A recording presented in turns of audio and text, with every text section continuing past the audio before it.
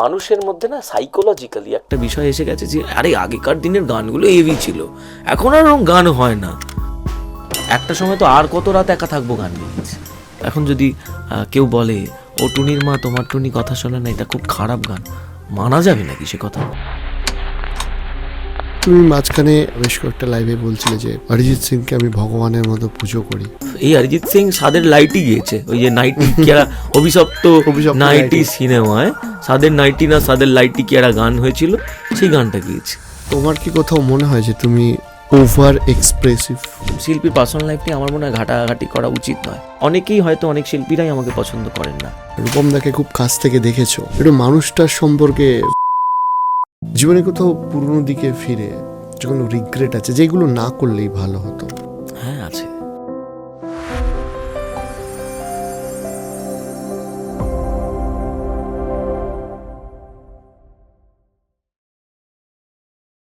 কেশব, কেমন আছো? এই যে চলছে। কোথাও একটা গিয়ে না ট্রেন্ড এসে গেছে যে চট করে শিখলাম, চট করে একটু সাকসেস পেয়ে গেলাম, এবং অনেকেরই ইউটিউব দেখে মনে হচ্ছে যে মিউজিক বা আর্ট অ্যান্ড কালচার এগুলো খুব সহজ। এইটা হচ্ছে সামাজিক অবক্ষয় বলতে পারো।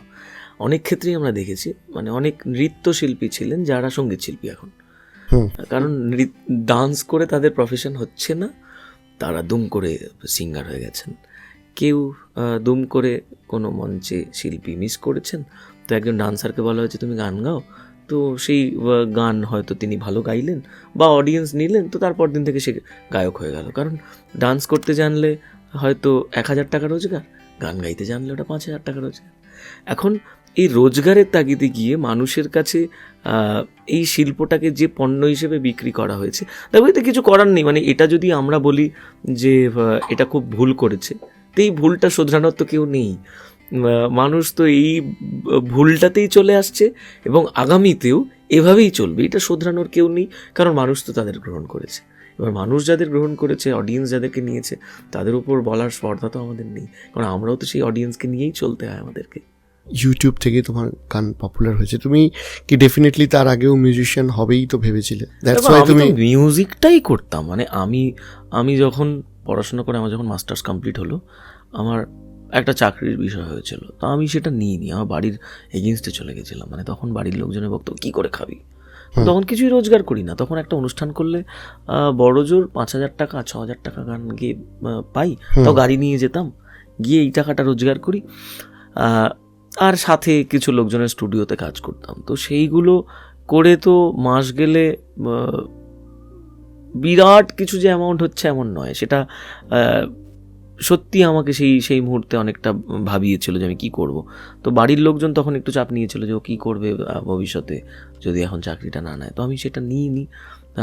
মানে পরীক্ষা দেওয়ার পরেও, চাকরিটা পেয়ে যাওয়ার পরেও মনে হয়েছিল যে আমি ওখান থেকে পেছনে ফিরে আসি, কারণ চাকরি করলে আজকের কেশব দেওয়া হতো না। আজকের তো খুব সামান্য, মানে আজকের কেশব মানে খুবই সামান্য। তোমার কাছ থেকে আমার অনেকগুলো পয়েন্ট, মানে তুমি যখন বলছিলে জানার আছে, আমি তোমার একটা জিনিস জিজ্ঞাসা করব, হয়তো একটু তোমার বিতর্কিতও লাগতে পারে, যে ধরো এই যে অরিজিনালস আসা, তখন তোমার একটা গানের কপিরাইট স্ট্রাইক নিয়ে একটা ইস্যু হয়েছিল, বা পরবর্তীকালে তোমার ব্যক্তিগত জীবনেও বেশ কিছু বিতর্ক তৈরি হয়। তোমার কি মনে হয় যে নেগেটিভিটিগুলো তোমার লাইফে ভবিষ্যতে পজিটিভ দিক হয়ে ফিরে এসেছে? অবভিয়াসলি এগুলোই আমার লাইফে অনেক বড় পজিটিভিটির কারণ হয়েছে। দেখো, তুমি যেটা স্ট্রাইকের কথা বললে, ওটা একটা কাভার গান ছিল, রাইট? হ্যাঁ, ওই কাভার গানটা আমি উইথ পারমিশন, মানে আমার কাছে মেলের পারমিশন ছিল, যে কারণেই স্ট্রাইকটা উঠে গেছিলো পরে, বা তারপরে সেই ইগো সামলাতে না পেরে সেই শিল্পী আমার নামে এফআইআর করেন। তো সেটা নিয়ে অনেক কাটাছেড়া হয়েছিল, বাট এটা হয়েছিল বলে ওই শিল্পী জানেনও না। মানে তিনি আমার থেকে, আমি তার নামও করবো না, তিনি আমার থেকে একটা টাকার অ্যামাউন্টও নেওয়া হয়েছিল যে কেসটা তুলে দেবো। কারণ যখন আমার ইউটিউবে স্ট্রাইক উঠেছে, আমি তো অ্যাপিল করেছিলাম, আমার কাছে মেইলে পারমিশন ছিল অরিজিনাল কোম্পানির। তো তারপরে দাঁড়িয়ে না, এটা নিয়ে একটু থানা পুলিশ হয়ে যায়। তো সেই তখন বিরাট ভয়, তখন আমাদের কোনো সোর্স নেই, একেবারে নতুন, মানে বাবাও মধ্যবিত্ত ঘরের মানুষ। তো একটা টাকার অ্যামাউন্ট দেওয়া হয়েছিল তাকে যে কেসটা তোলার জন্য। পরে সেটা নিয়ে অনেক কিছু হয়, কিন্তু সেই মানুষটা আমার কত বড় উপকার করেছেন এটা হয়তো তিনিও জানেন না বা বোঝেন না। পরবর্তীকালে তার সঙ্গে আমারও অনেকবার সাক্ষাৎ হয়েছে, সেই জিনিসটা আমিও ভুলে গেছি। কিন্তু তিনি আমায় বাধ্য করেছিলেন যে আর কাভার্স রাখা যাবে না, গাওয়া তো দূরের কথা। আমার ইউটিউব চ্যানেলে যত কাভার্স ছিল পুরনো সব ডিলিট করে দিলাম, আর কোনো দিনের জন্য একটা সিঙ্গেল কাভার্সও গাইনি। এটা তো তুমি 1-2 দিনের মধ্যে সিদ্ধান্ত নিয়েছিলে। একদম 1-2 দিনের সিদ্ধান্ত। মানে ওখান থেকে যখন সেই পুলিশ স্টেশনে বসে সেই অফিসার যখন আমাকে উল্টোপাল্টা বলছেন, এবং যেখানে আমার কোনো দোষ নেই, মানে সবথেকে বড় কথা যিনি অফিসার তিনি তো গান বাজনা সংক্রান্ত কপিরাইট সেগুলো জানেন না। স্বভাবত তিনি ভাবছেন আমি চুরি করেছি, একটা কাভারকে উনি ভাবছেন তুমি গান চুরি করেছো। এবার এইটা নিয়ে একটা অনেক বড় ইস্যু হয়, এটা আমাকে প্রেস্টিজে লাগে, বাবাকে অনেক কথা বলা হয়। তো তখন মনে হয়েছিল দূর গাইব না, আমি ওনার গান গাইবো কেন, আমি গান বানাবো, দুজন শুনুক না, আমার গান হবে বলে চ্যানেল থেকে সব ডিলিট করে দিলাম। ডিলিট করে দেওয়ার পরে ব্যাক টু ব্যাক সব অরিজিনাল গাইলাম, এবং আজকে গর্ব করে বলতে পারি যে ইন্ডিপেন্ডেন্ট, এই জেনারেশনে ইন্ডিপেন্ডেন্ট মিউজিকের প্রথম 1-2 কাণ্ডারির মধ্যে আমিও কোথাও একজন দাঁড়িয়ে আছি, যে বাকিদের সাহস দিয়ে যাচ্ছি যে তোমরা কেশব থেকে গালাগাল করতেই পারো, কিন্তু কেশবদা যখন করতে পেরেছে তোমরাও পারবে। অনেকের কাছে আমি উদাহরণ, তারা আমাকে নিয়ে গালি দেয়, কিন্তু যখন মিউজিক অ্যারেঞ্জমেন্ট করতে দেয় বা কম্পোজিশন বানাতে দেয়, কেশবের ওই গানটার মতো অ্যারেঞ্জমেন্ট চাই, ওই গানটার মতো কম্পোজিশন চাই। তো সেটা আমায় খুব আনন্দ দেয়। ব্যক্তিকে সবকে মানুষের পছন্দ নাই হতে পারে, দরকারও নেই সেটা পছন্দ, কারণ শিল্পীর পার্সোনাল লাইফ নিয়ে মানুষের কী আসে যায়। শিল্পীর পার্সোনাল লাইফ নিয়ে আমার মনে হয় ঘাটাঘাটি করা উচিত নয়, তাহলে সেই শিল্পীর সঙ্গে তুমি মিশতে পারবে না। যে কোনো শিল্পী, মানে তুমি যদি আজকে আমি এমন একজনের নাম করবো যেটা খুব বিতর্কিত হতে পারে, মানে আমরা যদি কিশোর কুমার স্যারকে নিয়ে তার ব্যক্তিগত জীবন নিয়ে পড়াশোনা করতে চাই, তার গান বাজনা বাদ দিয়ে, তাহলে হয়তো আমাদের ভয়ও লাগতে পারে। আমি জানি না তার ব্যক্তিগত জীবন সম্পর্কে, আমি জানার চেষ্টাও করি না। আমি কিশোর কুমার স্যারকে তার গান বাজনা দিয়ে তাকে ফলো করি, তাকে শুনি, তাকে গুরুদেব মানি, ভগবান মানি, বাস এটুকুই। তার ব্যক্তিগত জীবন জেনে আমার কি হবে? তিনি কার সঙ্গে সম্পর্কে আছেন, তিনি কার সঙ্গে সম্পর্কে ছিলেন, তিনি কোথায় কি করেছেন, এটা তো একটা শিল্পীর সঙ্গে তার শ্রোতাদের রিলেশন নাও হতে পারে, হওয়ার প্রয়োজন নেই। শিল্পীর সাথে শ্রোতার সম্পর্ক এটুকুই হওয়া উচিত যে গানটা ভাল লাগছে আর গানটা ভাল লাগছে না, এই দুটোই সম্পর্ক। কারণ দেখো, প্রত্যেকটা মানুষের জীবনে কিছু না কিছু নেগেটিভ একটা সাইড আছে, থাকতেই হবে, তাইলে সেই মানুষটার পজিটিভ দিক হতো না, মানে তাহলে তো 24 ঘন্টা দিন থাকতো। সকালবেলায় সূর্যটা ওঠে বলে তার একটা মানুষের কাজে বেরোনোর একটা আর রাত্রিবেলা অন্ধকার থাকে বলে মানুষ ঘুমানোর একটা সময় সুযোগ পায়। যদি 24 ঘন্টা দিন থাকতো মানুষ খেটে খেটে মরে যেত। তো সেটাই বলছি যে একটা শিল্পীর জীবন নিয়ে যদি তুমি জানতে চেষ্টা করো, তাহলে হয়তো সেই মানুষটার কাজ আর তুমি শুনবে না। কোথাও কি তোমার মনে হয় যে জীবনে কোথাও পুরনো দিকে ফিরে যে কোনো রিগ্রেট আছে, যেগুলো না করলেই ভালো হতো? হ্যাঁ আছে, দুটো গান না করলেই ভালো হতো। আমি দুটো গান আমাকে প্রচুর সোজ দিয়েছে একটা সময়, তাই জন্য হয়তো সারভাইভ করেছি। বাট এখন মনে হয় দুটো গান যদি পেছনে গিয়ে টাইম মেশিনে দুটো গান ডিলিট করে দিয়ে আসতে পারতাম লাইফ থেকে, JBL গান বাজাবার বৌদি খেলা হবে, দুটো গান আছে, মানে millions of views, super hit, মানে এমন কোনো শো নেই যেখানে রিকোয়েস্ট হয় না। লাস্ট 2 বছর, 2.5 বছর হয়ে গেল, মানে 2021 পর থেকে আমার গাইনি। 2021 যখন আমার ওই ট্রোলগুলো হয়েছিল, তারপর থেকে আমি পুরো নিজেকে সংযত করেছি, নিজেকে আরও আরও আরও অনেক জ্ঞান সমৃদ্ধ করার চেষ্টা করেছি, শিখছি। তখন মনে হচ্ছে এই গানগুলোর দরকার নেই, এই গানের জীবনে কোনো প্রয়োজন নেই আমার, এই গানগুলো হয়ে গেছে, মানে এগুলো একটা সময়। তাই বলে কি গানগুলো খারাপ এমন নয়, মানে এরকম প্রচুর গান আছে। এখন যদি কেউ বলে ও টুনির মা তোমার টুনি কথা শোনে না, এটা খুব খারাপ গান, মানা যাবে নাকি সে কথা? বা টুম্পা খুব খারাপ গান, মানতে পারবে সে কথা? মানে যদি খারাপ গান হতো এত মানুষ শুনেছে কেন? কিছু তো আছে, সামথিং ইজ দেয়ার। তাই টুনির মা, আজও আমি উদাহরণ হিসেবে টুনির মার কথা বললাম, বা আমি টুম্পার কথা বললাম, এবং আমাদেরও লটস অফ এরকম প্রচুর গান রয়েছে যেগুলো নিয়ে প্রচুর সময় বিতর্ক তৈরি হয়েছে, কিন্তু সেখানে কিছু নিশ্চয়ই ছিল, তাই এত ভিউজ হয়েছে, এত মানুষ শুনেছে, এত মানুষ শোতে গেলে বলে দাদা ওই গানটা গাইতে হবে। আমি আমার একটু নমস্কার দেখিয়ে দিই, এখন আর আগের মতন গাইব না, এইসব করি না, নিজেকে সময় বদলেছে। রিসেন্টলি কটা ভিডিওস খুব ভাইরাল হয়, প্রায় 3 বছর আগের একটা শোতে, দক্ষিণ বারাসাতের ওদিকে একটা শোতে গেছিলাম, তো হঠাৎ করে গান শোনাচ্ছি, একটা ড্রোন নিয়ে মুখে এই ড্রোনটা কে চালাচ্ছিস রে, বন্ধ কর, নামা। কি বিরক্তি হয় বলো তো এটা? মানে তুমি গান শোনাচ্ছ, এটা তো তোমার সাধনা। তুমি যতই ওখানে পারিশ্রমিক নিয়ে গান গাইতে যাও, ওখানে তো তুমি তোমার কাজটাকে 100% শোনাতে গেছো। এবার ওইটা বিরক্তির জন্য কিন্তু আমার গান গাওয়াটা নষ্ট হচ্ছে। তো আমি মোটামুটি ড্রোন অপারেটরকে দিয়েছিলাম ধাওয়া। একটা কথা বলতে বলতে নিজের মাথার উপরে বাঁধরামি চালাচ্ছে। বাবু সেইটাকে নিয়ে এতদিন কিচ্ছু করেনি। এখন আবার যেই সোশ্যাল মিডিয়াতে আমি একটু মানুষের ভালোবাসার জায়গায় আছি, ব্যাস শুরু করে দিয়েছি আপলোড। তারপরে একটা হয়েছিল, একটা ভাই অডিয়েন্সের মাঝখানে খুব বিরক্ত করছে। মানে তার বিরক্তটা কি, শুরু থেকে একটাই গান হয়তো কোনোদিন, অন্য কোনো গান শুনবে না। মানে আমি ওই সময় যে গানটা গাইছি সেটাও আমার গান, অন্য অডিয়েন্সের রিকোয়েস্ট, কিন্তু ওর হয়তো কোনোদিন, মানে একটা গান গাইতে গাইতে দাদা হয়তো কোনোদিন, দাদা খুব বিরক্তিকর এটা। দেখো এটা আমার কাছে প্রাপ্তি ডেফিনেটলি, যে আমার গানই আমার কাছে শুনতে চাইছি, কিন্তু আমি একটা অন্য গান গাইছি, গানটা শেষ হোক বাবা, তারপরে বলো। শেষ হওয়ার পরে তো 1 মিনিট কথাবার্তা বলি আমি, সেই সময় বলো, সেই সময় না বলে একটা গানের মাঝখানে বলো। তো আমি সেখানে একটু বকা দিয়েছিলাম, ব্যাস সেই ফুটেজও নিয়ে মোটামুটি এমনভাবে ভাইরাল, শুনুন কেশব দে তার শ্রোতাদের কি বলেছে। তো এগুলো না আমাকে অনেক শিক্ষা দিয়েছে। আমাকে কীরকম শিক্ষা দিয়েছে, আজকে হয়তো ওই ছেলেটা কি আমি অন্যভাবে বোঝাবো। আমি হয়তো এরকমভাবে কেন করছিস এইসব বলবো না, আজকে হয়তো বলবো বাবা তুমি কেন করছো ভাই, তুমি বোঝো তো আমি একটা কাজ করছি, তুমি একটা কাজ করতে গেলে বিরক্ত করলে কেমন লাগতো, হয়তো এইভাবে বোঝাবো। তো এইটাই না, প্রত্যেকটা মুহূর্তে যে নেগেটিভ জিনিসগুলো আমার লাইফে এসছে, এগুলোই আমাকে পজিটিভ দিকে ঠেলে দিয়েছে। আজকে শিখেছি বলে এই নেগেটিভগুলো থেকে যে কোনো পজিটিভিটির মাঝখানে যদি কোনো খারাপ খুঁত একটু পেয়ে যাই, আমি সেটাকে মানিয়ে নিয়ে ঠিক ওটাকে ওভারকাম করে আমি সেই কাজটাকে বের করে নিয়ে আসতে পারি। এটা যদি আমার লাইফে এই অভিজ্ঞতাগুলো না হতো তাহলে হয়তো পারতাম না। এবং একটু আগে একটা কথা বলছিলাম, যেটা দিন আছে সেটা রাতও থাকবে। তো মানুষের জীবনেও তাই, আমাদের যেরকম একটা পজিটিভ দিক যদি থাকে, যে কেশবের এইটা ভালো লাগে, তাহলে কেশবের এইটা খারাপ লাগে সেটা থাকতে হবে, নইলে ভালো লাগাটা হবে না। আমার একটা ব্যক্তিগত অভিজ্ঞতা বলছি, যে তুমি আমাদের অনুষ্ঠানে একবার এসেছিলে, সেখানে কোনো একজন ভদ্রলোক ছিলেন যিনি নিজেকে একটু ইন্টেলেকচুয়ালও মনে করেন, এবং অবশ্যই তাই।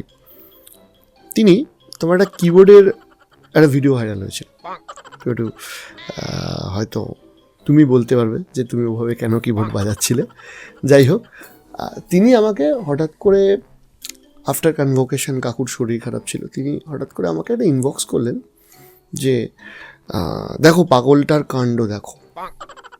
তা আমি ভিডিওটা আবার খুললাম, তোমারই পেজের ভিডিও, স্ক্রল করে, মানে ওটা অনেক দিন আগের ভিডিও ছিল, স্ক্রল করে তোমার পরের একটা ভিডিও এলো যেটা ওই সময়ের ভিডিও, মানে হয়তো 1-2 দিন আগে আপলোড করেছো। তলায় ভদ্রলোকের কমেন্ট, বাহ দুর্ধর্ষ গান হচ্ছে। মানে মানুষ এরকমও আছে যে সামনে একটা পিছনে একটা। তো সেই মানুষগুলোকে হ্যান্ডেল করার সময় তোমার মেন্টালিটির অবস্থা কিরকম ছিল? কোথাও একটা মানুষ দুটো কারণে কারোর কাজ নিয়ে সমালোচনা করতে পারে। এক, সেই মানুষটা তাকে খুব ভালোবাসে, তার সমালোচনার কারণ হচ্ছে যাতে কেশব ওই কাজটা না করে, কেশব ওই কাজটা আরো ভালো কাজ করে, আরো ভালো কাজ করে, এইটা একটা কারণ। আর একটা দ্বিতীয় কারণ, কেশবকে সে অপছন্দ করছে না তার এই কারণ যে কেশব যে কোয়ালিটি প্রোডাক্টটা নিয়ে বসে আছে, মানে যেগুলোর কোয়ালিটি আমি সেগুলো বলছি না, কিন্তু ধরো 100%-এর মধ্যে 50% কোয়ালিটি আছে, কিন্তু 50% কোয়ালিটি নিয়ে যেটা বসে আছে সেই কোয়ালিটির প্রতি তিনি জেলাস ফিল করছেন। আচ্ছা, তোমার কি কোথাও মনে হয় যে তুমি ওভার এক্সপ্রেসিভ, তোমার এক্সপ্রেশন অনেক বেশি, যেটা এখন তুমি কন্ট্রোল করার চেষ্টা করছো? প্রচুর। ওই বাজনাটা তো আমি নর্মালি কিবোর্ডটা স্ট্যান্ডে থাকা অবস্থায় বাজাতে পারতাম, সেমটাই বাজাতে পারতাম, তা না করে একটুখানি একটু এক্সপ্রেসিভ হয়ে গেছি, মানে ওভার এক্সপ্রেশন কিবোর্ডটাকে তুলে। কিন্তু বাজনাটা ভুল ছিল না, কিন্তু আমি যে পিসটা বাজিয়েছিলাম একটা সিঙ্গেল নোট ভুল ছিল না, আমি হয়তো ওভাবে বাজিয়েছি। আমি এখনও দাঁড়িয়ে হলফ করে বলি ওখানে কোনো বাজনা ভুল নেই, বাকিটা দেখান করে। হয়তো তারা বলবে আমার প্রয়োজন নেই, আমার ওইরকম নোংরামি করার প্রয়োজন নেই। আমার বক্তব্য ওই বাজনাটাকে ওই বিপিএমে কিবোর্ডটাকে সোজা রেখে বাজিয়ে দেখান তো। প্রচুর কিবোর্ডিস্ট আছে যারা পারবেন, যারা ফাটাফাটি প্রচুর মিউজিশিয়ান আছে, মানে আমি তো খুব নগণ্য, কিন্তু একজন গায়ক তিনি একটা কিবোর্ড বাজনা ওই বিপিএমে ওই পিসটাকেই ওইভাবে রেখে বাজান তো দেখি, আমি মেনে নেবো, আমি তাকে পায়ে হাত দিয়ে প্রণাম করব। আমার হয়তো এক্সপ্রেশনটা বেশি। একটা সময় জানরে গাইতে গিয়ে স্টেজে শুয়ে শুয়ে কান্না করে ফেলেছি, একটা সময় পিয়ারে গাইতে গিয়ে স্টেজে কান্নাকাটি করেছি। সেটা হয়তো সেই সময় আমার মানে মনের কন্ডিশনটা ওরকম ছিল, করেছি। আজকে প্রয়োজনই হয় না, মানে আজকে নিজের ফোনে খুব কষ্ট হলো, আমি কন্ট্রোল করে নিই। আজকেও কি স্টেজে আমার চোখে জল আসে না? অবশ্যই আসে। সেদিন যদি আসতো আজকেও আসে। আজকে নিজেকে পেছনে মানে নিজে ঘুরে গিয়ে সরে গিয়ে, ধরো অনেক সময় স্যাড সং গাইতে গিয়ে গানটা কেন বানিয়েছিলাম সেটা মনে পড়ে যায়, তখন চোখে জল আসে, আমি ঘুরে যাই। মানে তখন আর মনে হয় না পাবলিককে দরকার নেই দেখানোর, থাক না নিজের মধ্যে। তাহলে ফেম আর সো কল্ড মানি কি মানুষের এক্সপ্রেশনকে আটকে দেয়, আবেগটা কমিয়ে দেয়? কোথাও কমাতে হয়, নইলে তুমি তোমার বাঁধন সেটাকে ছিঁড়ে ফেলে দেবে, বাঁধন ছাড়া হয়ে যাবে। ধরো আজও যে ধরনের অনুষ্ঠান করি, আজও যদি মঞ্চে উঠে একই পাগলামিটা করতাম, আমি তো বলি আমার পাগলামি ছিল, ওই পাগলামিটা যদি আজও করতাম, তাহলে আমার যে স্ট্যান্ডার্ড আছে এই মুহূর্তে এটি পড়ে যেত। আমি নিজেকে একজন স্মার্ট মিউজিশিয়ান তৈরি করার সেই সুযোগটাই পেতাম না। মানে আমার মনে হতো আজও জেবিএলে গান বাজাবো, 2 আসবে, 3 আসবে, বৌদি খেলা হবে, পার্ট 2 আসবে, 3 আসবে। কিছু সময় নিজেকে আটকাতে হবে কোথাও। কিন্তু তুমি কি মনে করো যে তোমার পপুলারিটি পাওয়ার একটা ধাপ ওই গানগুলো, বা একটু সকল যেগুলোকে আমরা ইন্টালেকচুয়াল লোকজন দেখলে মানে একটু নাক ছিটকায়, সেটা ছিল? হ্যাঁ, ওটা তো তাহলে ধরো আজকে যদি কোনো জুনিয়র ছেলেবে যে হয়তো সঙ্গীত শিল্পী হতে চাইছে, সেও তো সেটা ভাবতে পারে যে আমিও ওরকম প্রথমে গান করবো, ভিউ পাবো, তারপরে হ্যাঁ, তো এটার তো মাধ্যম নিতেই হবে। তোমাকে একটা এক্সাম্পল বলি, জিও যখন প্রথম আসে, কেন ফ্রিতে এত মানুষকে সার্ভিস দিয়েছিল বলো তো? মানুষকে নেশা তৈরি করে দিয়ে তারপরে সে বিজনেস করেছে। আমিও তেমন, আমার ওই গানগুলোর মাধ্যমে আমি মানুষের কাছে পৌঁছেছি। আমি তখন যদি আজকের মতন, আমি একটা গানের উদাহরণ দিয়ে বলি, ধরো থাকতে দিশ্রেমা, আমার এরকম একটা বহুল প্রচলিত জনপ্রিয় শ্যামা সঙ্গীত, এই গানটা যদি আমি আজ থেকে 5 বছর আগে, ধরো ও কি লাগছে না বেরিয়ে ওই দিন থাকতে দিশ্রেমা বেরোতো, আজকে গানটা কেউ শুনতো না, মনে রাখতো বলো তো? না, সম্ভাবনাও তো ছিল, কারণ গানটার মধ্যে তো কোয়ালিটি আছে। না, শুধু সবসময় কোয়ালিটি থাকলে হবে না, প্রচুর কোয়ালিটি ওয়ার্ক প্রতিদিন নষ্ট হয়ে যায়। প্রতিদিন রিলিজ হচ্ছে, 500 ভিউজ হচ্ছে, গানটা শেষ হয়ে যাচ্ছে। আমারই এরকম গান আছে, মানলাম তুমি ভালোবাসোনি, মিলিয়নের দরজাতেই যায়নি, মিলিয়নে প্লাস হয়নি। সেখানে তোমাকে আগে না এমন একটা বিল্ড আপ সেট করে নিতে, মানে তোমার কাজকে এমন একটা পর্যায়ে নিয়ে যেতে হবে, যার পরে তুমি ভালো কাজ দিলে মানুষ এটা শুনবে। প্রথম দিন ভালো কাজ দিলে শুনবে না। তাই আমাকে আগে ওই কাজগুলো করতে হয়েছে। মানে একটা ক্লাসিক্যাল মিউজিক থেকে বিলং করা ছেলে, একটা গজল গাওয়া আর্টিস্ট, সে কখন কোন টাইমে দাঁড়িয়ে বৌদি খেলা হবে গায়ে তুমি বুঝতে পারো? তার যন্ত্রণা নেই। আমি যেটা করবো, ধরো একটা সময় না আমি এগুলো থেকে ইন্সপায়ার্ড হয়েছি ঘটনাগুলো। আমার একটা সময় মাথার পেছনে এরকম বড় একটা ঝুটিওয়ালা চুল ছিল, মানে যে চুলটা এরকম অবধি আসতো, শুধু পেছনেই, তখন কিন্তু আমার কাছে হেভি লাগতো। তো পরে আজকে মনে হচ্ছে ছাপড়ি ওটা, আমি নিজেকে ওই ছবিটা দেখবো, দেখ ছাপড়ি, তো মানুষ কেন বলবে না? বেশ করেছে বলেছে, ওইটা বলেছে বলে কিন্তু আজকে মানে ছোটো ছোটো করে চুল কাটি, নিজের মতন করে থাকি, ওই ওরকম ভুলভাল ড্রেস আপ করি না। তো ওই চুলটা আমার দেখা দেখি কত ছেলে পুলে করেছিল, তোমার আইডিয়া আছে? সেই সময় কতজনের মাথার পেছনে অরিজিৎ সিং বলে একটা মিমেজ, ইয়েস, একটা মিম হয়েছিল চাপড়িদার অরিজিৎ সিং। তো সেই হেয়ার স্টাইলটা কত আমার ফ্যানরা করেছিল, তোমার আইডিয়া আছে? তো এইটা না, যখন আস্তে আস্তে নিজেকে মানে গ্রুম করা শুরু করি, তখন মনে হয়েছে যে আমি যেটা করব, আমারটা দেখা দেখি অনেক মানুষ করবে, তাহলে আমাকে ভালো করতে হবে। আমি সমাজের প্রতি যদি খারাপটা দিয়ে যাই, তাহলে আমি যখন থাকবো না, তখন আমাকে মনে রাখার মতো কেউ হবে না, কারণ খারাপের সংখ্যা প্রচুর। আজকে আমার এখান থেকে চুলটা কারো ভালো লেগেছে তাই করেছে, কালকে কারোর এখান থেকে চুল বেরোবে, দাঁড়িয়ে থাকবে, সেই চুলটা কারোর ভালো লাগলে সেটাই করবে। তাহলে আমি যদি কাউকে ভালো দিকে ঘোরাতে পারি, আমার অডিয়েন্সকে যদি তাদের শোনার কানটাকে যদি ভালো তৈরি করতে পারি, তাহলে সেটা তো খারাপ নয়।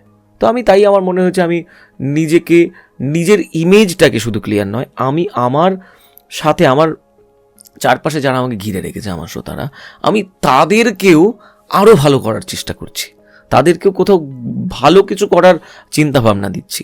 তো সেটা তো আমার মনে হয় ভুল নয়, তাতে আমারও উপকার, তাদের উপকার।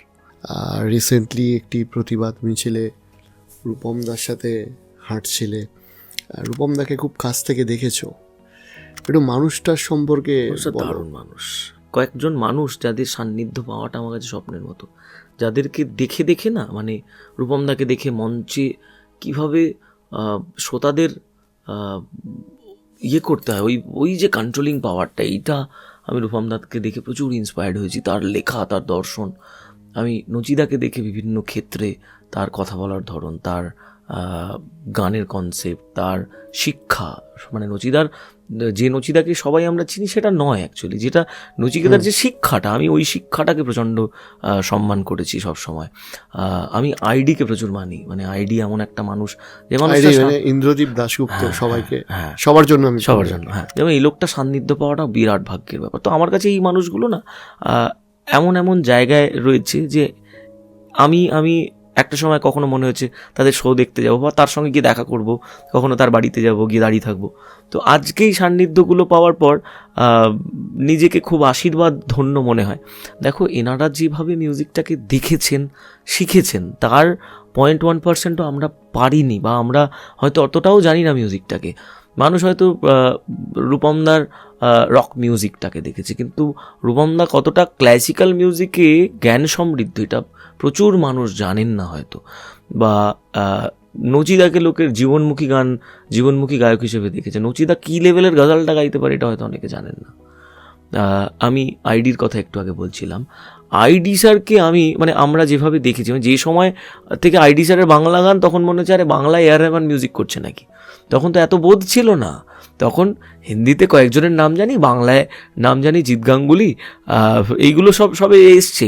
জীবনে আমার কয়েকটা স্বপ্ন ছিল, জিৎ গাঙ্গুলির সামনে গিয়ে একবার বলবো যে স্যার, একটা প্রণাম করে, স্যার আমি কেশব, আমি গান গাই, এটুকু বলবো বাস। এটা আমার স্বপ্ন ছিল জিৎ গাঙ্গুলির সামনে।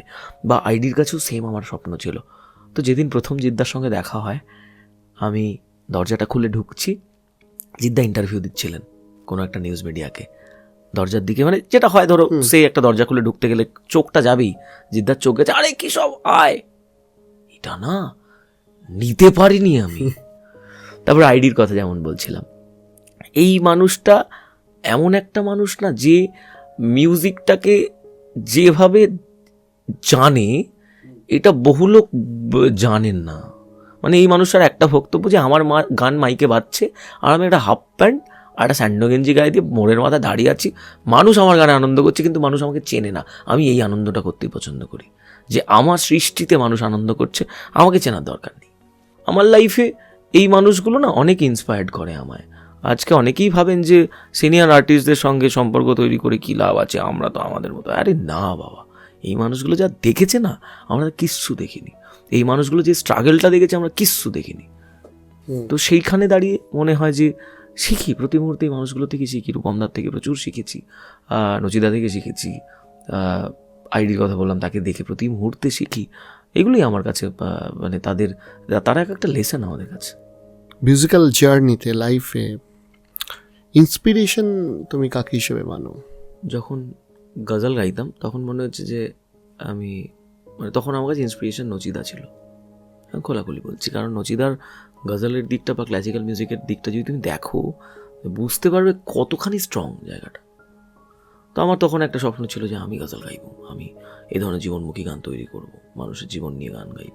তো আমার 2015-16 একটা কম্পিটিশানে গেছিলাম, কোনো একটা রেডিও স্টেশনে, যেখানে জাজে আইডি এসেছিলেন। তখন আমাকে বলেছিল, এই তুই কি অমুকের গান গাস বা অমুককে ফলো করিস? বলেছিলাম হ্যাঁ। তুই এটা বন্ধ করে দে। আমি ওই জায়গা থেকে ভেঙে বেরিয়ে এসেছিলাম বলেই কোথাও আজকের কেশবের একটা নিজস্বতা তৈরি হয়েছে। এবং আমি তারপরে যখন বড় হয়ে আমি আইডির কাছে যাই, আমি আইডিকে পায়ের দিয়ে প্রণাম করে বলেছিলাম যে স্যার, আপনার একটা বলা কথার জন্য আজকে আমি রোজগার করে খাই, এটা করি, 2 টাকা করি, 4 টাকা করি, যাই করি, আজকে আমার রোজগারের পথই এটা। যদি আমি সেদিন ওই গাইডেন্সটা না পেতাম, তাহলে আমি কোনটি শিল্পীও থেকে যেতাম। আর একটা বিষয় হচ্ছে, তুমি মাঝখানে বেশ কয়েকটা লাইভে বলছিলে যে অরিজিৎ সিংকে আমি ভগবানের মতো পুজো করি। দেখো, এই ভদ্রলোকের কথা বলতে গেলে না শেষ হবে না। অরিজিৎ সিং একটা মহাসমুদ্র। মানে তুমি যেটা নিয়ে কথা বলবে, সেটার পাশে আরও 100টা এমন এমন দিক থাকবে যেটা নিয়ে তোমার সেটাও তুমি ফেলে দিতে পারবে না। এই মানুষটা মানুষ হিসেবে যেমন, তুমি দেখো মানুষের অতীত নিয়ে কথা বলার কোনো প্রয়োজন নেই, প্রচুর দেখবে আগেকার সময়কার প্রচুর ভিডিওস সোশ্যাল মিডিয়ায় ভাইরাল হতো, সেই মানুষটাও নিজেকে প্রচুর সংযত করেছে, সেও নিজে সংযত করে আজকে একটা মানুষকে আমরা ভগবানের মতন তখনই মানি যখন সেই মানুষটা তার কার্যকলাপটা সেই লেভেলের করে। আজকে তুমি অ্যাজ মিউজিশিয়ান অরিজিৎ সিং যে পরিণত, সে যে কোনো ইনস্ট্রুমেন্টকে যেভাবে বাজাতে জানে, তার গান তৈরির ভাবনা, তুমি বলো না এই যে আর কবে গানটা রিলিজ হলো, কত বছর পর সেই সলিল চৌধুরীর একটা মিউজিকের ঘরানা ছিল, সেই ঘরানার একটা গান কেউ বানানোর ছিল না, মানে ওরকম তাহলে তো যদি ওরকম ভাবলেই বানানো যেত সলিল চৌধুরীর মতো, তাহলে তো আমিও বানাতে পারতাম, আমি পারিনি কেন? তাহলে আমি জানি না তাই পারিনি। তাহলে সেই মানুষটার মধ্যে ওই জ্ঞানটা আছে, সেই মানুষটার মধ্যে ওই কোয়ালিটিটা আছে বলে আর কবে গানটা গায়ে শিহরণ জাগিয়েছে। আমিও তো একটা প্রতিবাদের গান বানিয়েছিলাম, কিন্তু আমি আমার গান না শুনে আমি আর কবে বারবার করে রিপিট মোডে শুনেছি, কারণ ওটার মধ্যে তো সেই কোয়ালিটিটা ছিল।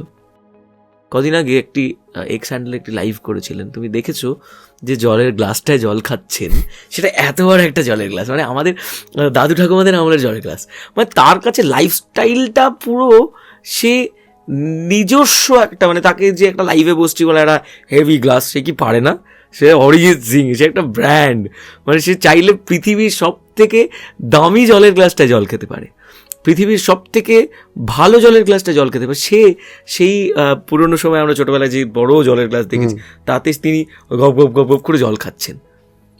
এটা মন থেকে না হলে হয় না, এটা কোনো দেখানোর জন্য নয়, এটা মন থেকে না হলে হয় না। মিউজিক্যালিটি নিয়ে প্রশ্ন বা বলা উত্তর দেওয়ার মতো স্পর্ধা আমার নেই, কারণ তিনি মিউজিকটা এতটাই গভীর থেকে জানেন, যেটা শিখতে গেলে বোধহয় আরও 10 বার আমাদেরকে জন্মাতে হবে। এটা একটা মানে গোটা একটা সিলেবাস, এটা অরিজিৎ সিং একটা গোটা সিলেবাসও বলা ভুল, এটা একটা বই, যে বইটার বিভিন্ন সিলেবাস আছে, এক একটা নিয়ে এক একটা কথা বলতে, এক একটা দিক। মিউজিশিয়ান অরিজিৎ সিং বা সিঙ্গার অরিজিৎ সিং, এই জায়গাটা মানে কোনটা দেখে তোমার একটু ঈর্ষা হয় বা মনে হয় যে আমার মধ্যে একটু থাকলে ভালো হতো এরকম? মিউজিশিয়ান অরিজিৎ সিং আগে দেখো, মিউজিশিয়ান অরিজিৎ সিং কেন বলছি, আগে তো মিউজিকটাকে জানতে হবে, তবে তো আমি ডেলিভার করবো। এই মানুষটা এতটা জানে, মানে তুমি একটা বিজিএম করতে দাও, সে যেটা করে দেবে 8-10 জনের থেকে আলাদা, একটা কম্পোজিশন বানাতে দাও, সে যেটা করে দেবে 8-10 জনের থেকে আলাদা। এই আলাদাটা হতে গেলে তাকে তো সেই প্রোগ্রেশনটা নিয়ে তার পড়াশোনা করতে হচ্ছে, স্টাডি করতে হচ্ছে, কোন ইনস্ট্রুমেন্টটাকে কোনভাবে অ্যাপ্লাই করা যেতে পারে, কোন সুরটাকে কীভাবে করা যেতে পারে, সেটাকে তো আগে জানতে হয়েছে। তাই তাকে আগে একটা কমপ্লিট মিউজিশিয়ান হতে হবে যে কোনো মানুষকে। তো আমার মনে হয় যে আমি তার যে মিউজিশিয়ানশিপ, সেই মিউজিকের শিক্ষা, তার গুরুদের যে মিউজিক শেয়ার করার যে অভিজ্ঞতা, এইগুলোর যদি 0.1%ও পেতাম তাহলে বোধহয় কিছু করতে পারতাম। কিন্তু সেটা তো মানে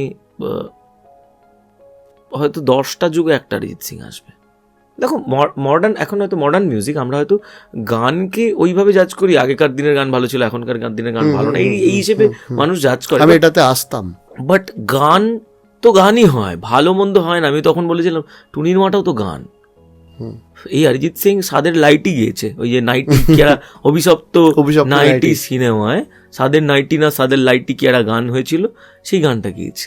তো সেই অরিজিৎ সিংই দেখো আলোয় আলোয় আকাশ গিয়েছে, সেই অরিজিৎ সিং বোঝে না, সে বোঝে না গিয়েছে আইডির কম্পোজিশন। তো আমার বক্তব্য হচ্ছে যে তোমাকে মিউজিকের কোনো প্রকারভেদ, মিউজিকের কোনো জাত হয় না ঠিকই, কিন্তু মানুষের মধ্যে না সাইকোলজিক্যালি একটা বিষয় এসে গেছে যে আরে আগেকার দিনের গানগুলো হেভি ছিল, এখন আর ওরকম গান হয় না। কিন্তু এখনকার গান কিন্তু অনেক সমৃদ্ধশালী। তোমার চোখে অ্যাজ এ সিঙ্গার যে আগেকার দিনের গান আর আজকের দিনের গান তফাৎটা কি? আমার চোখে কোনো তফাৎ পড়ে না। দুটো জিনিস পড়ে। এক হচ্ছে সাউন্ডস্কেপ, সেটা সময়ের সাথে সাথে বদলাবি, কিচ্ছু করে না, সিস্টেম বদলেছে, সব কিছু বদলেছে, সাউন্ডস্কেপ কেন বদলাবে না, সাউন্ডস্কেপ বদলাবি। আর হচ্ছে এই যে অ্যারেঞ্জমেন্টস, এই যে লেখার ধরন, ভাষা, মানে একটা সময় তো আর কত রাত একা থাকবো গান বেরিয়েছে, কিন্তু আজকের দিনে আর কত রাত একা থাকবো এই কথাটা বের করলে মানুষ মিম বানাবে এই কথাটা দিয়ে। ভেবে দেখো কিন্তু, মানে এই গানটা সুপারহিট গান, মানে আমার এবছরও তো দুর্গাপুজোর বাড়ির সামনে মাইক বেঁধে গেছে, এই গানগুলোই বাজবে সেখানে, কিন্তু আমার গান বাজলেই মনে হবে দুর্গাপুজো এসে গেছে। সেগুলো কিন্তু মানে এক একটা মাইলস্টোন এই গানগুলো। কিন্তু এই গানটা যদি আজকের জেনারেশনে তৈরি হতো, আজকে এই ভাষাগুলো নেই, কারণ আজকে এই ভাষাগুলো যদি কেউ তার লেখার মাধ্যমে প্রকাশ করতো তাহলে মানে রোস্ট হতে হতো, মিম হতে হতো, ট্রোল হতে হতো। কিন্তু আজকে সময়ের সাথে সাথে ভাষাবোধ বদলেছে বলে যে ভাষাবোধ এখন চলছে ট্রেন্ডিং ওয়ার্ডসের সাথে গানগুলো। স্বভাবত পুরোনো দিনের গানগুলো আমাদের ছোটোবেলা থেকেই সাইকোলজিক্যালি ওইভাবেই তৈরি হতে হতে এসছে। আর আমাদের বাবাদের কানে, বাবাদের মনে, বাবাদের মুখে মান্না বাবুর গান, কিশোর কুমার স্যারের গান, রফি সাহেবের গান, লতাজির গান, আশাজির গান, শ্যামল মিত্রের গান, হেমন্ত মুখার্জির গান, এইগুলোই তো স্বর্গ ছিল তাদের কাছে। এইভাবে আমাদের সাইকোলজি মস্তিষ্কে ঢুকে আছে, ওগুলোই স্বর্গ। আমরাও কিন্তু আগে বেসিক মিউজিক মানে ওগুলোই জানি। তারপরে আজকে সনুজি, অরিজিৎ সিং, আরমান মালিক, জুবিন নটিয়াল, এরকম প্রচুর, আতিফ আসলাম, প্রচুর শিল্পীরা রয়েছেন। এবার আমরাও কিন্তু যখন আমাদের পরবর্তী জেনারেশনকে মিউজিক বোঝাবো, তখনও কিন্তু আমরা কিশোর কুমারকে নিয়েই বলবো আগে। আমাদের কাছে হয়তো মানে প্রাইমারিলি আমরা কিশোর কুমার বলবো, সেকেন্ডারিলি তখন অরিজিৎ সিং বলবো। কিন্তু সেইভাবেই আমাদের ছেলে মেয়েদের মনের মধ্যে আরেকটা জেনারেশনও কিশোর কুমারটা ইনপুট হয়ে গেল। এইভাবেই মানুষের মধ্যে না সাইকোলজিক্যালি মিউজিকের প্রকারভেদ চলে এসছে। আগেকার গান ভালো, এখনকার গান ভালো না। তোমার এই লাইভ সোর্স থেকে প্রাপ্তি এমন কিছু মনে রয়েছে? মানে ডেফিনেটলি অনেকগুলো আছে, দু একটা শেয়ার করো যেগুলো তোমাকে অবাক করে দিয়েছে, আবেগতাড়িত করে দিয়েছে। আবেগতাড়িত এরকম প্রচুর ঘটনা আছে, লটস অফ স্টোরিজ। একটা ছোট ঘটনা বলি। আমরা ওই আরামবাগের দিকেই একটি কলেজ শো করতে গেছি। বিরাট বড় কলেজ নয়, ছোট কলেজ। তো স্বাভাবিকভাবে সেই পরিকাঠামো নেই, মানে সেটা আরও প্রায় 2.5-3 বছর আগের কথা বলছি। একটি ছেলে হট করে, আমি গান গাইতে গাইতে হঠাৎ খেয়াল করলাম আমার পেটে কিছু একটা লাগলো। আমি সাথে সাথে বুঝি, মানে আমি তো ভেবেছি আমাকে কেউ অ্যাটাক করেছে। আমি সাথে ছাড়িয়ে নিয়ে দেখতে গিয়ে দেখলাম মানে একটি ছেলে অঝরে কান্না করছে। মানে আমি তার কাছে বোধহয় ভগবান, সেইটা বোঝাচ্ছে। তো যথারীতি ওইভাবে আসার পরে আমাকে ধরে নেওয়ার পরে সবাই তো ওকে ধরে মারধর করার একটা বিষয় করেছে। তা আমি সাথে সাথে ছাড়িয়ে দিলাম। কি হয়েছে? সে তো হাউমাউ করে কান্না। এটা একটা মনে থাকার মতন ঘটনা। মানে তার কাছে, সে পাবলিকের কাছে মার খাচ্ছে, কিন্তু তার কাছে দাদা আমি কিছু জানি না, আমি কিছু বুঝি না, আমার দাদা লেগে গেছে। মানে ও ফিল করছে আমার লেগেছে। ওকে কিন্তু অনেকে যে যার ফলে পাবলিকের, এবার আমি তার মধ্যে কি করছি, আমি আবার ওকে এভাবে জড়িয়ে ধরেছি, কেউ মারবে না ওকে। এটা মনে থাকার মতন একটি ঘটনা। এরকম প্রচুর ঘটনা। মানে একটা খারাপ ঘটনা শেয়ার করো? শিওর। এটা ভালো কথা বললাম, খারাপ ঘটনা শোনো। মেদিনীপুরে একটি অনুষ্ঠান করতে গেছি। তো যথারীতি অনুষ্ঠান শুরু হয়েছে, প্রথম গান হয়ে গেছে, দ্বিতীয় গান হয়ে গেছে, তৃতীয় গানে হঠাৎ করে আমি ফিল করলাম আউটপুটের সাউন্ড থেকে না খুব নয়েজ আসছে। আর সাউন্ডটা শিল্পীদের ক্ষেত্রে খুব ইম্পর্টেন্ট, তুমি জানো। প্রচন্ড আউটপুটের সাউন্ড থেকে খুব নয়েজ আসছে, একটা করে আওয়াজ হচ্ছে। তো আমি বললাম সাউন্ডটা ঠিক করুন। কোনো অসুবিধা নেই, আমি 2 মিনিট দাঁড়াচ্ছি, কিন্তু ওই খারাপ সাউন্ডে আমি গাইবো না। তো সেইটা নিয়ে কেউ খুঁজে পাচ্ছে না কি হচ্ছে। অডিয়েন্স কোঅপারেট করছে, আমি তো অডিয়েন্সের গল্প করছি, অডিয়েন্স কোঅপারেট করছে। অডিয়েন্স আমাকে খুব ভালোবাসেন। কমিটিতে কোনো একজন হোমরা কাকা আছে। হোমরা কাকা স্টেজের পাশ থেকে বলছে, এই অনুষ্ঠান শুরু কর বলছি। আমি খুব রিসেন্ট কথা বলছি, কিন্তু হ্যাঁ মোটামুটি 7-8 মাস আগের কথা। তখন আমার সবই তো হিট তখন চলছে, মানে অডিয়েন্স তো আমার, মানে আমাকে ভালোবাসে। আমার মানে ওই অডিয়েন্স আমাকে ভালোবেসে এসছে। মানুষ মাঠে লোক কিচকিচ করছে। হঠাৎ করে কমিটি হোমরা কাকা পাশ থেকে এসে, এই গান গাইবি কিনা, আমি দেবো, অডিয়েন্স ব্যাংচুর করে দেবে, কিন্তু ড্যামারেজ দিতে হবে, এইসব বলছে। শুনলাম কাকু ঠান্ডা দেখছি, মাথা গরম করিনি। এটা আগে খুব মাথা গরম ছিল আমার, এখন না খুব ঠান্ডা হয়ে গেছি। তাই আমি ঠান্ডা মাথায় হ্যান্ডেল করে আমি বললাম যে ঠিক আছে চলো দেখছি। আর মুডটাও তো খারাপ হয়ে গেছে, সাউন্ডটা খারাপ, তার মধ্যে লোকটা এইসব বাজে ভাষা দিয়ে ফেলেছে। প্রথম গান মানে 3 নাম্বার গান, বাট এই ঝামেলার পরে প্রথম গান হয়তো কোনো দিন, যেটা আমার অনুষ্ঠানের শেষ গান। তারপরের গান হচ্ছে কি একখান গান বানাইছে, তারপরের গান থাকতে দিচ্ছে মা। মোটামুটি 4-5টা হিট গান গিয়ে দিলাম। যে কটা গান আমার পরপর হিট, যেগুলো আমার অডিয়েন্সের মুখস্থ গিয়ে দিলাম। এবার আমাকে বরণ করতে এসছে স্টেজে ওই কাকাই, এক এক করে উত্তরীয় পড়াচ্ছে। কাকা বলছে ড্যামারেজ দিয়ে যেতে হবে, কিন্তু কিসের ড্যামারেজ? না এই যে এতক্ষণ সময়টা নষ্ট হলো 10 মিনিট, এই অডিয়েন্স তো ভাঙচুর করে দিত, মালা উত্তরীয় পড়াচ্ছে বলছে, পেমেন্টও দিচ্ছে আর বলছে 50,000 টাকা ড্যামারেজ দিয়ে যেতে হবে। আমি চুপ করে করছি। লাস্টে একটা উত্তর দিয়েছিল, কাকার এলাকায় নেই। থ্যাংক ইউ, একটা টাকাও আপনাকে দেবো না, আপনার অডিয়েন্স বলবো, আপনার অডিয়েন্সকে দেখাবো, আজ রাতটা আপনার, ধরে নিলাম আজ রাত আপনার, আটকে রাখবেন, আজ রাত আপনার, কাল সকাল থেকে আপনি কে ভুলে যাবেন, কালকে সকালটা কিন্তু আমার। আমি তো মারবো ধরবো কেন, সে তো কোনো না কোনো কারোর দমে, কারোর গরমেই গরমটা দিচ্ছে। ও ভুলে যাচ্ছে যে গোটা পশ্চিম বাংলার কোথাও না কোথাও আমাকে ভালোবাসার কেউ আছে, যে আমার গান থেকে ইন্সপায়ার্ড হয়। কাল সকালবেলাটায় আপনি বুঝতে পারবেন, আপনি আজ রাতে আটকে রাখুন, আমার ব্যান্ড আটকে রাখুন, সবাইকে আটকে রাখুন।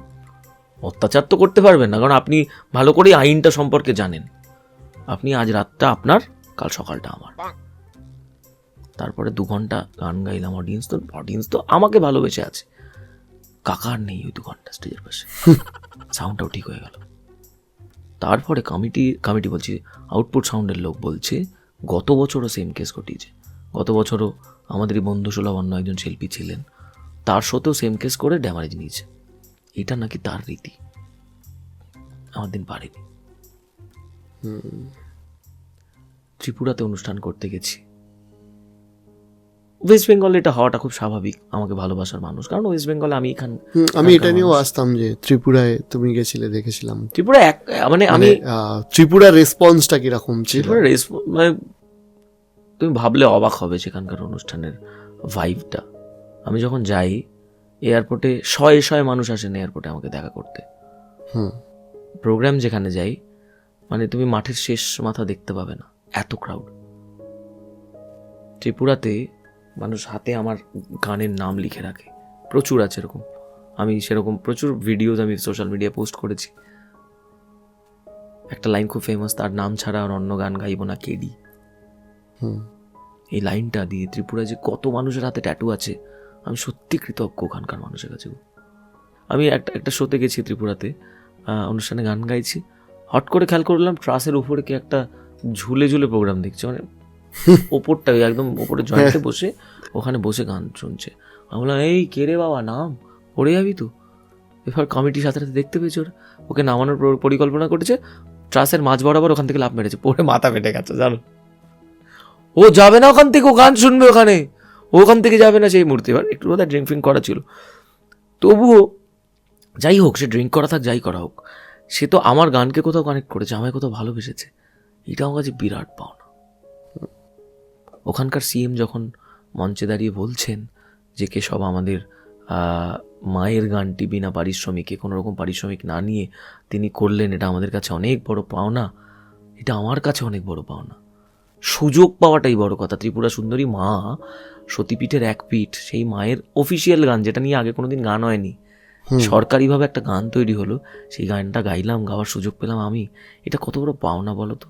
মানে যে মন্দির সারা পৃথিবীতে বিখ্যাত, সেই মন্দিরের মায়ের গানটা, মানে সেখানে যদি আমি টাকা দেখতে যাই না, সেটা খুব মানে তুচ্ছ জিনিস হয়। মানে আমার মনে হয় যে গানটা গাইতে পেরেছি, এটাই অনেক বড় সম্মানের আমার কাছে। তো সেক্ষেত্রে সেখানকার গভর্নমেন্ট থেকেও আমাকে অনেক সম্মান দেওয়া হয়েছে, তারাও খুব ভালোবাসেন আমায়, এটাই পাওনা আর কি। আমরা আরেকটা পডকাস্ট করছিলাম, আমি আসতাম যে রিসেন্টলি তুমি সঙ্গীত শিল্পী থেকে সঙ্গীত পরিচালক হিসাবেও তোমার জার্নি স্টার্ট করেছো। আর আমার ইমনদির সাথে একটা পডকাস্ট হচ্ছিল, ইমন চক্রবর্তীর সাথে, সেখানে বলছিল যে আমার গানটা পারফেক্ট না হওয়া পর্যন্ত কেশব কিন্তু করিয়ে গেছে আমাকে, এবং উনিও কিন্তু তোমাকে খুব প্রশংসাই করেছেন। ইমনদি খুব স্নেহ করে, খুব ভালোবাসেন। ইমনদির মিউজিকের প্রতি ভালোবাসাটা আমি একটা ঘটনা একটু পরেই শেয়ার করব। এই গানটা যখন আমার কাছে আসে, মানে গানটা আসে বলতে এই প্লটটা আসে, আমাকে বলা হয় এরকম একটা গান চাই। তো আমি তখন আমার মানে ওরা আমার কাছে একটা অন্য গান চেয়েছিল, সেটাও আমার ইউটিউবেরই একটা প্রজেক্ট, বাট আমি সেটা দিতে পারিনি।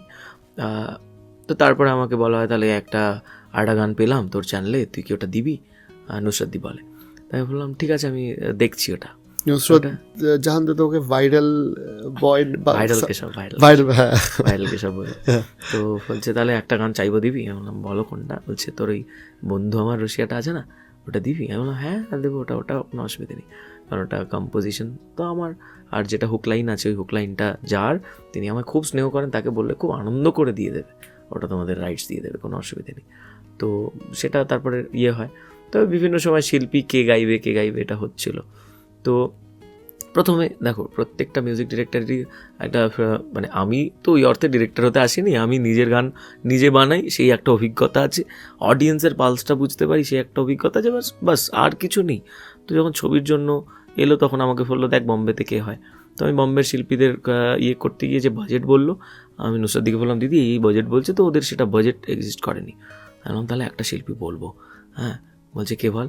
তো তখন আমি জানতাম নুসরাতদের সঙ্গেও ইমনদের খুব ভালো সম্পর্ক। বলছে কে বল। বললাম ইমনদের না এই ধরনের ডান্স নাম্বার নেই তো, এবং বাংলায় প্রচুর ইমনদের হিট গান আছে, বাট এই ধরনের গান নেই, এটা না ক্লিক করে যাবে। বললো ঠিক আছে তাহলে তুই আর ইমন কর। আমি বললাম আমি গাইবো না, কারণ প্রথম ভার্সনটা আমার গাওয়া আছে, আমি অডিয়েন্সকে এখানে ডিস্ট্র্যাক্ট করবো না। তুমি এটা আমি চাইবো, এটা তুমি পারবে করতে, কারণ আমার মনে আছে বসিরহাট কলেজে মিকা সিং যখন অনুষ্ঠান করতে আসেন, তখন তোমাকে মঞ্চে কথা দিয়ে গেছিলো তোমার ছবিতে একটা গান গাইবে, হ্যাঁ তুমি এই গানটা গাও মিকাকে দিয়ে। তো তারপরে মিকা স্যার গিয়ে পাঠান, সেটা ওইভাবেই আমরা মানে যতবার কারেকশন ছিল পাঠিয়ে করে ওখান থেকেও করিয়েছি। এবার ইমনদি যেদিন ডাব করে না, সেদিন আমার ভয় লাগছে। ইমনদি এতদিনের সিনিয়র আর্টিস্ট, মানে যতই আমি নাম করে ফেলি না কেন, এদের কাছে আমি খুব সামান্য। ইমনদিকে কী গান বোঝাতে যাবো বলো তো, মানে সেইভাবে তো জানিই না আমি। এবার তখন না ইমনদি যখন ডাব করছে, আমি মনে সাহস নিই, দিদি একটা কথা বলবো। আমি তখন ওই মানে ইনফ্যাক্ট চেয়ারেও বসা না, আমার মনে হচ্ছে ইমন চক্রবর্তী গান গাইছে, আমি সালা চেয়ারে বসে থাকবো। তা আমি নিচে মাটিতে হাঁটু গেড়ে বসে হামডুদার স্টুডিওতে টেবিলের পরে এরকম করে, আর না এইভাবে বসে আছি। আমি মন থেকে বললাম যে দিদি একটা কথা বলবো, এই জায়গাটা একটু এরকমভাবে গাও না, দেখো না এটা এইভাবে। ইমন সব করে দিল। ফাইনালি যেটা আউটপুট বেরোলো সেটা ফাটাফাটি, মানে সেটা নিয়ে না বলার জায়গা থাকে না। আর আমি একটা জিনিস মাথায় বুঝি, পারফেকশন। যদি তুমি কাজটা করার সময় পারফেক্ট না করো, তাহলে কাজটা রিলিজ হওয়ার পরে তুমি মানুষকে বুঝিয়ে পারবে না যে এইটা এই কারণে পারফেক্ট হয়নি, সেটা কেউ শুনবে না, মানুষ তোমার খারাপ কাজটাই শুনবে। তো আমি না ওই জন্য কোনো খুঁত রাখতে চাই না। আমি ইমনদিকে বলে আমি দিদি যদি রাগও করে, কাজটা হিট হওয়ার পরে দিদি নিশ্চয়ই এটা বুঝতে পারবে ও কেন খাটিয়েছে।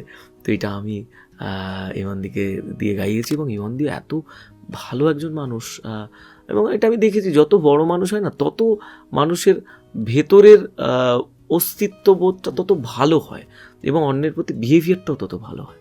তো ইমনদিরও তাই। ইমনদি খুব মানে গানটা গাওয়ার পর, গানটা বেরোনোর পরেও প্রচুর জায়গায় আমার নাম বলেছে যে না এটা কে সব গাইয়েছে আমায়, এটা খুব হিট হয়েছে। তো এগুলো আমার কাছে খুব প্রাপ্তির জায়গা। তো মানে সব মিলিয়ে এটাই বলার যে মানুষগুলো যে জায়গাটায় বসে আছে না, সেই জায়গাটা এমনি বসে নেই। এই মানুষগুলো অতটাই জ্ঞান সমৃদ্ধ, এই মানুষগুলো অতটাই নিজের কাজ সম্পর্কে ওয়াকিবহল, এবং নিজের ব্যবহারেও এই মানুষগুলো ততটাই সচ্ছল। নিজের কোথাও অহংকার, দেখো অহংকার অ্যাটিটিউড ডিফারেন্ট জিনিস। অহংকার করাটা মানুষের উচিত নয়, কিন্তু অ্যাটিটিউডটা তো থাকা উচিত। আমি যদি এখন সব জায়গায় হ্যাঁ করি, সেটা ঠিক নয়। তা এখন কি ট্রেনে বাসে এগুলোতে যাতায়াত করা হয়? এখন আর সম্ভব নয়, কিন্তু একটা বড় সময় আমার জীবনে এই ট্রেন বাসেই কেটেছে। সকাল 8:55 হাবড়া লোকাল ধরে ইউনিভার্সিটি যেতাম, সেখান থেকে মোটামুটি দুপুরের মধ্যে দু একটা ক্লাস করে 1টার মধ্যে বেরিয়ে পড়তাম ইউনিভার্সিটি থেকে। বেরিয়ে আমি চলে যেতাম একটা রেডিও স্টেশনে কাজ করতাম। সেখানে প্রথমে ইন্টার্নে কাজ করতাম, তারপরে একটা সময় হলো আমি প্রজেক্ট চুক্তিতে যে আমি তোমাদের কাজ করবো, পার প্রজেক্ট আমাকে এরকম দিতাম। আমি জিঙ্গলস বানাতাম সেখানকার, যত অ্যাডের জিঙ্গলস আমি সেগুলো আমি ডিজাইন করতাম, প্রোগ্রামিং করতাম, গাইতাম বা মিক্স মাস্টার করতাম, এগুলোই করতাম। তো একটা সময় এগুলো করতে করতে তারপরে ওখান থেকে যখন রাতে ফিরতাম, সে লাস্ট ট্রেনে ফিরে আমি একটা স্টুডিওতে কাজ করতাম। সেই স্টুডিওতে কাজ করে সেখান থেকে ভোর রাতে তখন 4:30 4:45 বাজে প্রতিদিন, মানে আলো ফুটছে সবে, সেই সময় স্টেশনের বাইরে ভ্যান দাঁড়িয়ে থাকতো। তারা যদি বলতাম দিয়ে আসতে, তারা পয়সা চাইতো 50 টাকা 60 টাকা। তখন মনে হতো এই পয়সাটা যদি আমি রেখে দিই তাহলে আমার কালকে আবার কাজে লাগবে। ওই ভোর রাতে ফিরতাম, ফিরে কিন্তু মোটামুটি ধরো 8টা অবধি ঘুমোতাম, ওই সময় এসেই শুয়ে পড়তাম, 8টা অবধি ঘুমোতাম, উঠে রেডি হয়ে খাবার খেয়ে 8:55 হাবড়া লোকাল ধরতাম, স্টেশনটা একটুখানি বাড়ি থেকে, 8:55 হাবড়া লোকাল ধরতাম। এইটা ছিল আমার রোজের রুটিন, রোজ এভাবে চলতো আমার লাইফ। তারপরে টুকটুক টুকটুক করে গান লিখতাম, এইভাবেই চলতো সে সময়। স্বপ্ন দেখতাম ছবির মিউজিক করবো, প্রচুর জল ছবির মিউজিক ধরতাম, সেগুলো রিলিজ হয়নি কোনোদিন। মানুষের মনে কেশবদে কিভাবে থাকতে চায়? মানুষের মধ্যে শিল্পী কেশব হিসেবেই থাকতে চাই। দেখো, মানুষ কেশব হিসেবে আমি যতই ভালো হওয়ার চেষ্টা করি না কেন, সেটার দীর্ঘস্থায়ী হয় না। আমি ভালো ছিলাম না, প্রথমে সেই কথাতেই বলছি, আমি ভালো না খারাপ সেটা মানুষ বেশিক্ষণ মনে রাখবেন না যদি আমার কাজের জায়গা স্ট্রং না থাকে। আগে আমাকে আমার কাজের জায়গাটা স্থায়ী বানাতে হবে, আমার থেকে যাওয়ার মতন গান করতে হবে। হ্যাঁ, আমি থেকে যাওয়ার মতো কয়েকটি গান করতে সক্ষম হয়েছে, যেমন আমার থাকতে দিস রে মা।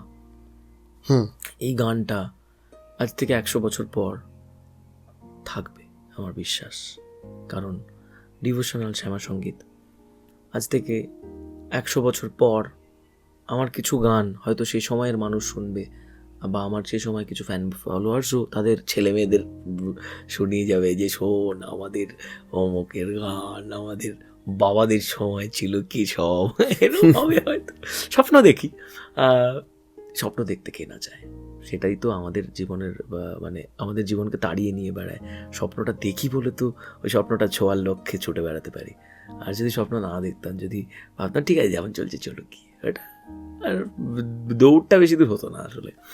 তবে গান নিয়েই থাকতে চাই মানুষের কাছে, মানুষের এই ভালোবাসা যেন আমার গান নিয়েই উন্মাদনা থাকে। নিজের গানকে আরও সমৃদ্ধশালী করতে চাই, মানে সবথেকে বড় কথা শিখতে চাই আরও বেশি। প্রতি মুহূর্তে আরও মনে হচ্ছে যে শেখার পরিধিটা বাড়াবো, শেখার পরিমাপটা বাড়াবো। তাহলে যত আমার জ্ঞানটা বাড়বে তত আমার ডেলিভারিটা আরও ভালো হবে, আর যত ডেলিভারি ভালো হবে তত স্থায়িত্ব বাড়বে। ডেফিনেটলি। না, এর বাইরেও আমরা তোমার লাইফের যে জার্নিটা, মানে আজকে নয় করে অনেক বছর তোমার সাথে আলাপ, যে পরিবর্তনটা তোমার মধ্যে দিয়ে হয়েছে, মানে তোমার মধ্যে হয়েছে এবং পজিটিভ দিকে অনেকটা সময় কাটিয়ে, সেটা বন্ধু হিসাবে হোক বা পরিচিত হিসাবে হোক, আমাদেরকেও সত্যি গর্বিত করে। Thank you. তো ডেফিনেটলি আমরা জানি যে আপনারা কেশবের থেকে আরও অনেক কিছু শুনতে চান। আজকে আমরা অনেকক্ষণ ধরে এমনি ক্যামেরার বাইরেও আড্ডা দিয়েছি, আর কি শুনতে চান সেগুলো কিন্তু কমেন্ট করে জানাবেন। কেশব, মাঝে মাঝে কিন্তু আমরা এরকম আড্ডা দিতে একদমই আমি রাজি। মানে দেখো, আমি বিভিন্ন সময় অনেকেই পডকাস্টের জন্য বলে, প্রফেশনালি বলে, বাট আমার ভালো লাগে না সেগুলো। মানে আমার মনে হয় যে পডকাস্ট সেটা হওয়া উচিত দুই বন্ধুর মধ্যে আড্ডা। কিছুদিন আগে আমার আরেক বন্ধু আমাকে একটা পডকাস্টে, তুমি দেখেছো হয়তো, আমার বাড়িতেই এসেছিলেন তিনি, তো আমি বলেছিলাম যে আড্ডাটা এমন হোক দুই বন্ধুর আড্ডা হোক। মানে আমার কোট আনকোট পডকাস্ট আমার খুব একটা পছন্দ নয়, মানে কোট আনকোট পডকাস্ট মানে আমি শুরুতে যখন অরিজিৎ দাকে বলি যে দাদা তুমি কি প্রশ্ন ভেবেছো, বলছে আমি বিশ্বাস করো কিচ্ছু ভাবিনি, গো উইথ দ্য ফ্লো, চলো না যেমন হয় তেমন হয়ে যাক। তো তেমনভাবেই কিছু মনের কথা। আমার মনে হয় দুই বন্ধুর আড্ডা, এক দাদা আর তার ভাই, দুজনের একটা নির্ভেজাল আড্ডা, যে আড্ডার মধ্যে কোনো স্ক্রিপ্টেড নয়, যে কোনো পরিকল্পনা ছাড়া কিছু উত্তর এবং কিছু প্রশ্ন যেটা আপনাদের জন্য রইল। আপনাদের যদি কোনো প্রশ্ন থাকে নিশ্চয়ই কমেন্ট করে জানাবেন, সেই প্রশ্নের উত্তর নিশ্চয়ই আমি আপনাদের দিতে বাধ্য, কারণ আপনাদের জন্যেই আজকে কেশবদে এবং আপনাদের জন্যেই আমার গান এবং আমার অস্তিত্ববোধ। তো আমার মনে হয় যদি কোনো প্রশ্ন থাকে, সেটা নেগেটিভও হতে পারে, আমি উত্তর দেব। আমি আপনাদেরকে বলে রাখলাম অরিজিৎদার এই ভিডিওর মাধ্যমে যে কোনো প্রশ্ন যদি আপনাদের থাকে আপনারা করতে পারেন। পরে একটি আড্ডা, তুমি সেই প্রশ্নগুলো নিয়ে, সকলের প্রশ্ন নিয়ে আমার সঙ্গে আমরা একদিন পরে আবার বসবো। তবে আজকের জন্য এখানেই শেষ করছি। আপনারা সবাই সঙ্গে থাকবেন। আপাতত নমস্কার।